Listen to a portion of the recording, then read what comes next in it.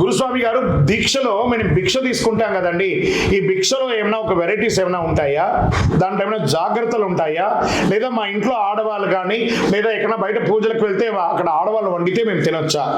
ఎంత అద్భుతమైనటువంటి ప్రశ్న అండి. సాత్వికమైనటువంటి ఆహారం 100%. ఇళ్ళలో మన ఇంట్లో ఎవరు వండుతారో అమ్మ వండుతారు కదా, మరి అమ్మ వండితే మనం తినమా? మన ఇంట్లో ఆడవాళ్ళు వండితే తినమా?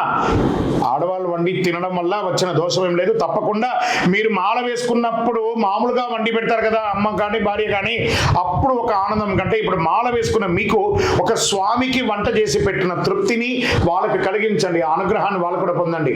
సాత్వికమైన ఆహారం, ఉల్లిపాయలు, ఎల్లుల్లిపాయలు, ఈ యొక్క స్పైసీ ఐటమ్స్ ఏది తినకండి.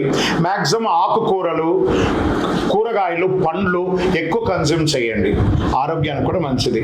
కరోనా వచ్చిన తర్వాత మనం అందరం కూడా ఆరోగ్యం మీదే కదా ఉన్నాం. మీ ఆరోగ్యం గురించి మీకు బాగా తెలుసు.